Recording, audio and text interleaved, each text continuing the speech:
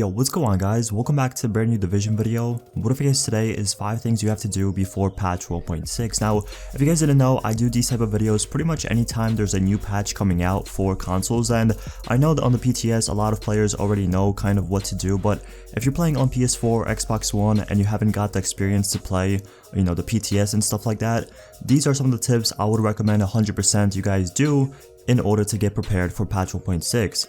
I myself played the PTS for a little bit, so I kind of narrowed it down to 5 things I would 100% do, on consoles when the patch is coming out. So if you guys want to follow these steps and, get prepared for this patch, feel free. If you have also any questions, if anything I don't mention in this video and you're not really sure about, let me know in the comment section below. I reply to all my comments, but without further ado, let's get right into this video. Now, I'm not too sure how long you guys have been subscribed to my channel, but I do these videos pretty much anytime there's a new patch coming out. I think I started around like patch 1.3 and a lot of people said it helped them out, so I was like, you know what, I might as well, continue making these videos because a lot of people say, it helps them out and it kind of gets them in the right mind of what to prepare for.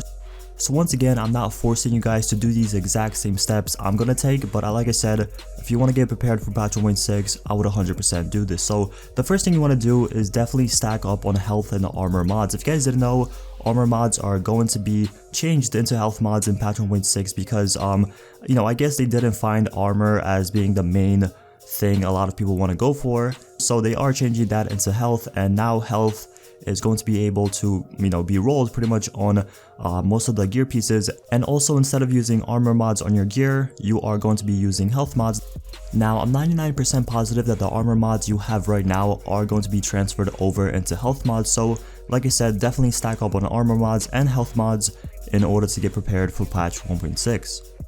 The next tip I have for you guys is one of the most important ones, and I've been doing this for a little bit now, is buying all the named weapons you don't have. So buy the Historian, buy the Liberator, buy any pretty much named weapon you don't have, because if you guys didn't know, which I'm pretty sure most of you guys do already know, all the named weapons are going to be transferred into exotics with special talents that each weapon is going to acquire. So that's really nice. Instead of opening up sealed caches once the patch actually comes out, you can buy the named weapons and then keep them in your stash and wait till they transfer into exotics.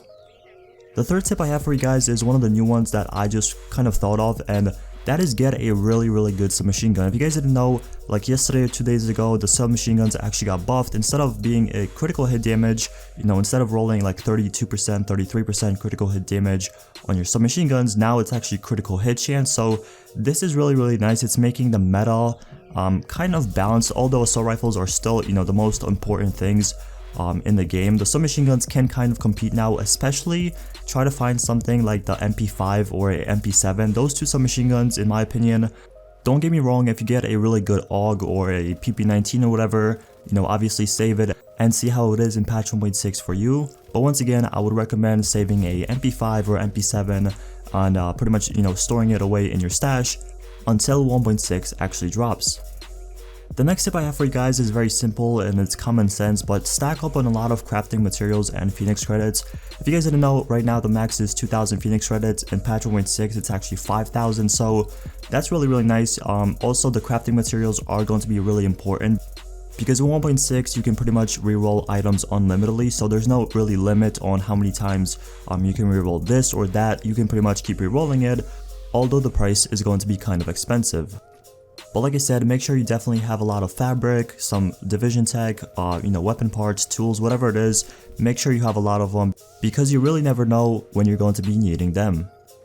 Last but not least, definitely save your sealed caches for 1.6. In my opinion, the daily and the weekly sealed caches, also the proficiency caches, are the most important ones. I don't think the Dark Zone sealed caches are going to be doing you any good, in my opinion. So definitely save the proficiency sealed caches, combat sealed caches, the weekly, the daily sealed caches, anything like that. Definitely save them and wait till you open them in 1.6, because when you open them, you obviously have a chance to getting a exotic, because as you guys know, now in 1.6 exotic gear is way easier to drop from sealed caches and stuff like that. So you might even get yourself an exotic weapon or a piece of gear from those caches. Although your chances are very slim, like I said, I'll definitely save up on those caches. Also, the survival caches are really nice because they drop you a ton of stuff.